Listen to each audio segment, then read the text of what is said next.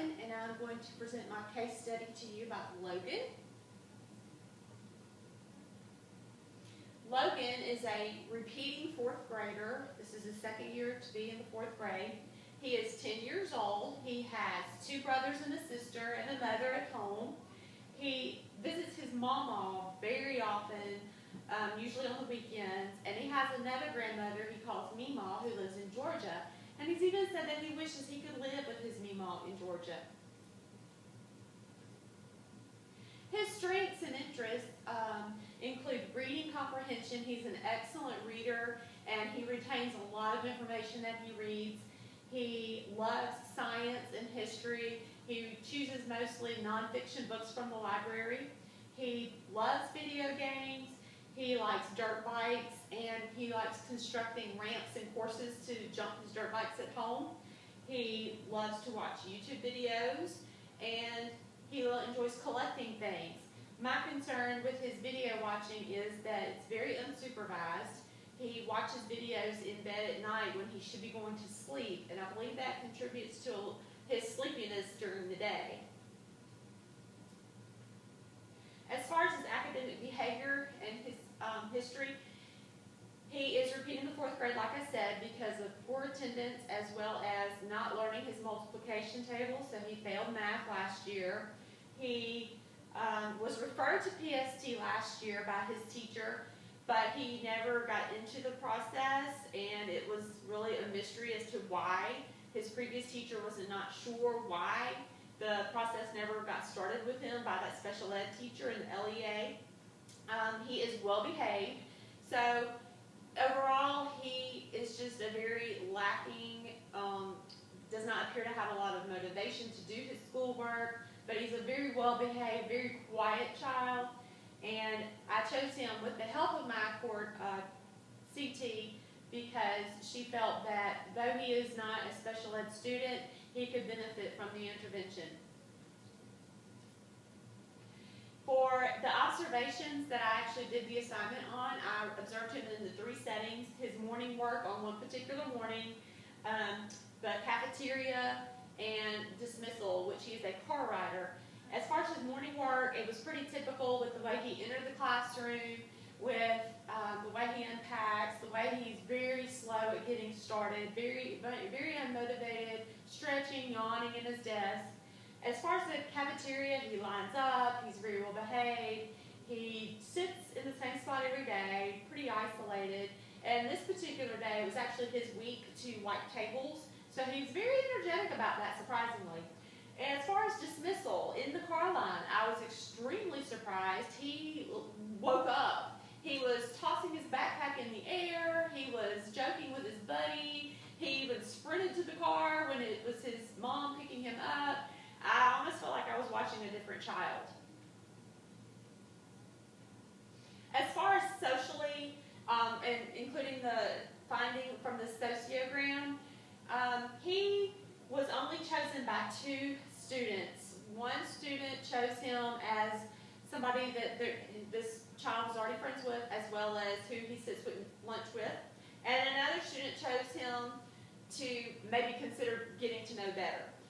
Logan had the most difficult time completing the sociogram. I did it as a class with the whole class, and then when I was going through the papers, I found his, and he had not completed who he would like to be friends with. And so I had to go back and help him choose. I named a few students, and he said no, and he had his reasons why he did not want to choose specific students, and then he finally did choose some more likable, calm students to try to get to know, try to play with. As far as his personality, and I know I'm supposed to paint you a picture, if I could bring Logan in and let you see him for yourself, you would agree with me that he is like Eeyore. The way he talks, his demeanor, the depth of his voice is surprisingly deep for a 10-year-old, very slow, just very content at the same time. He's very isolated, he's very quiet, but he's very content to be that way. He does not express any insecurity or negative feelings about being isolated. He just seems very content. And I spoke to his teacher from last year, and she said he was the same way. I thought maybe he seemed more isolated this year because his classmates are moved up to the 5th grade. So he's with first-time 4th graders this year. But no, that's just his personality. And my teacher this year said that she taught his cousin previously, and he had the same personality.